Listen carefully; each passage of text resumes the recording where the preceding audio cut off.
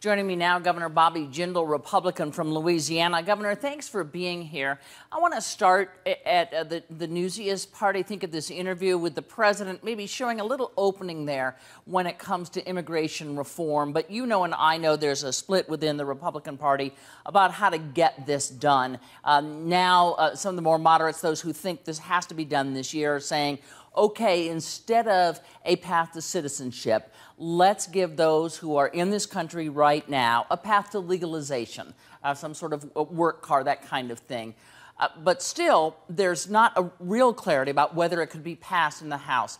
Could you look at it from your point of view and tell me what the political cost might be for Republicans, or for that matter, the president, if immigration reform is not passed this year?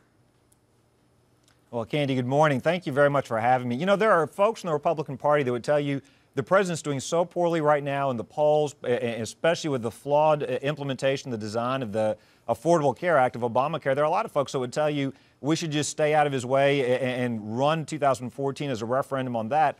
I'm not one of those people. I think that we were elected to solve the problems facing the country. It includes replacing Obamacare. It includes addressing the immigration issues. Most importantly, it includes growing the economy. When it comes to immigration, we've got a completely backward system today.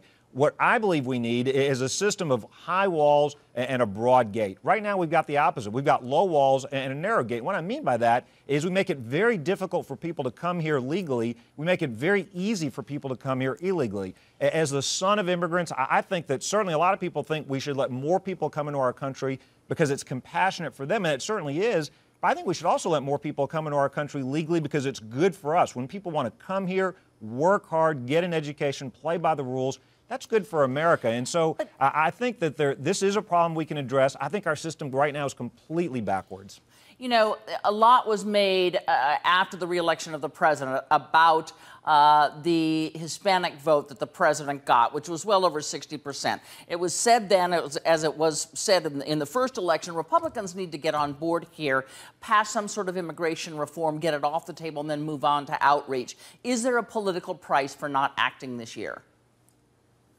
Well, if Republicans act, I think we should do it because it's the right thing to do for the country. Let's not just do it because a pollster tells us one thing or another. Let's do it because it's wrong. Look, right now we're educating some of the world's best and brightest and then kicking them out of our country to compete with us. I do think it's right to say we need to secure the border first. I think if the president had been serious about this the last 5 years, we'd be further along in this discussion. I think the American people are compassionate. I don't think we're the kind of people that are going to kick people out of schools or hospitals or punish kids for what their parents have done. But I think it's also right the American people are skeptical. We've seen this play before. We remember what happened in the 80s. So we have to secure the borders first. But I think after we do that, and when I say secure the borders, I mean let the border governors certify that it's secure. Let's not measure it in terms of just dollars spent or effort expended. Let's actually look at results.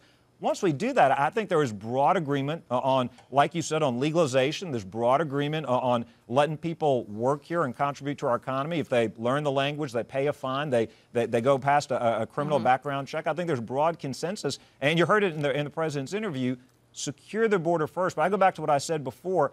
Let's have high walls. Let's have a broad gate. After we get through this, as part of this, we got to reform the ways that people come here legally. We need to increase dramatically the opportunities for people to come into our country legally. Again, it's good for them, but it's also good for our country.